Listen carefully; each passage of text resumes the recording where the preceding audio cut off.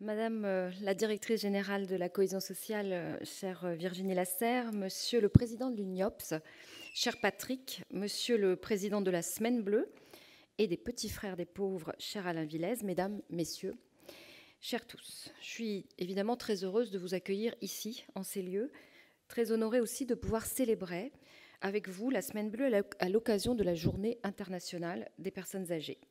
Cette année, la Semaine Bleue fête un anniversaire singulier, vous le savez, puisqu'elle fête ses 70 ans, ce qui tend à la rapprocher finalement de l'âge de celles et ceux à qui cette semaine est dédiée. La particularité de la Semaine Bleue cette année tient aussi à sa date et plus généralement à la période que nous traversons. En ce mois d'octobre, nous avons, je l'espère, laissé derrière nous le temps des confinements, le temps des séparations, le temps des ruptures, le temps des restrictions. Alors que s'ouvre donc à nous, finalement, le temps plus heureux, je propose que cette journée soit l'occasion de nous projeter dans les défis de la société de la longévité, celle où bientôt un Français sur 4 aura plus de 65 ans. Il est évident que le Covid a joué un rôle de révélateur, au sens photographique du terme, qui doit désormais nous permettre de voir les priorités là où elles se trouvent. À mes yeux, ce qui doit maintenant nous guider, c'est l'impératif de la solidarité intergénérationnelle. La notion de solidarité intergénérationnelle pose des questions aussi nombreuses que vertigineuses. La plus importante est peut-être de savoir comment assurer la fabrique de ce qui fait société par-delà les âges de la vie. Ce quelque chose qui fait société a été dernièrement menacé à plusieurs reprises et de plusieurs façons.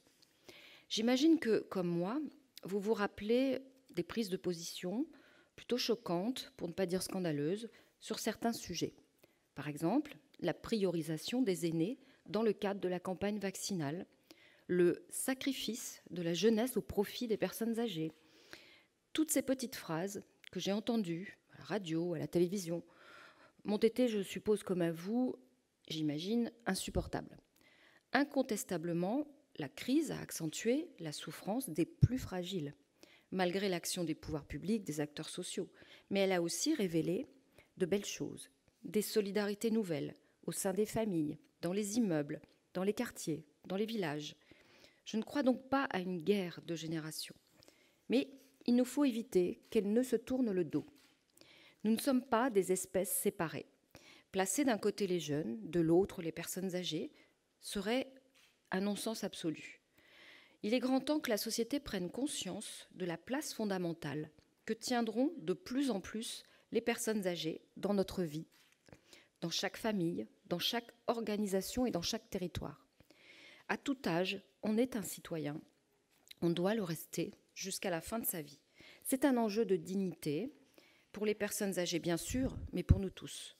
Je le dis, je le répète, mais c'est un combat que je mène contre une pensée simpliste, réductrice, discriminante à l'égard des personnes âgées. Vouloir traiter différemment nos aînés, c'est mettre un coup de canif dans le contrat social. Protéger sans isoler, comme je m'y étais engagée, comme je me suis engagée pendant la crise, pour les résidents d'EHPAD par exemple, c'est tenir compte des fragilités de chacun, garder à l'esprit que, par-delà ces différences, nous formons une seule et même communauté de destin. Je suis persuadée que c'est aussi ce qui nous rassemble aujourd'hui. Ne pas succomber à ce poison sournois, la montée de l'individualisme et de son corollaire, l'isolement social. L'année de ses 70 ans, la Semaine Bleue revêt une importance toute particulière.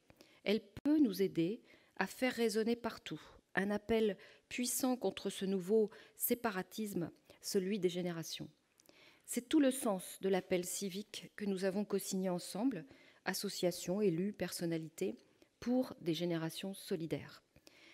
Je vous invite d'ailleurs à la signer, à la diffuser ou à la faire vivre, en tout cas, pour prolonger l'élan. Chacun doit prendre ses responsabilités. Je prends les miennes avec la réforme de l'autonomie qui va se traduire par le développement de l'accompagnement à domicile, le renforcement des établissements, l'appui aux aidants et les moyens consacrés à la lutte contre l'isolement. À chacun de mes déplacements sur le terrain, et ils sont nombreux, je vois des associations, je vois des collectivités locales, je vois des entreprises, qui se mobilisent et qui innovent. Et c'est à chaque fois une bouffée d'optimisme qui me gagne. Gilles Deleuze avait coutume de dire « la vieillesse, c'est l'être ». Ce que dit pour moi cette phrase, c'est que la vieillesse ne fait pas seulement partie de nos vies, à titre de stade que nous sommes tous voués à passer, mais qu'elle concerne l'existence en général, de la naissance à la mort. Nous sommes toujours le vieux de quelqu'un. Et croyez-moi, dans mon cabinet, on sait me le rappeler. Avec ce constat, la solidarité intergénérationnelle accède à une autre forme de nécessité, une nécessité éthique. Je tiens vraiment à profiter de mon intervention devant vous, professionnels, associations, pour saluer votre action depuis le début de la crise, votre action permanente. Votre courage, votre détermination ont permis, dans bien des cas, de maintenir ce lien vital avec les personnes âgées. Mais comment faire du lien intergénérationnel autre chose qu'un slogan? En le plaçant au cœur du débat. La Semaine bleue est précisément cet espace qui, outre les très nombreuses initiatives sur tous les territoires, permet une vraie prise de conscience de la société. Mesdames, Messieurs, je laisse à présent, bien sûr, la place à la célébration de cette vieille dame, à la présentation des projets dont j'ai pris connaissance, bien sûr, et qui, je dois le reconnaître, témoignent d'un dynamisme réel, d'une créativité certaine, qui dépoussière l'image stéréotypée qu'on a parfois de l'âge et suscite des générations solidaires. Ces projets représentent exactement ce que l'on espère tous et toutes voir se développer demain. Un regard libérateur sur l'âge, comme nous y incite Laura Adler, et une trame solide retissée entre les générations. Je vous remercie pour votre écoute.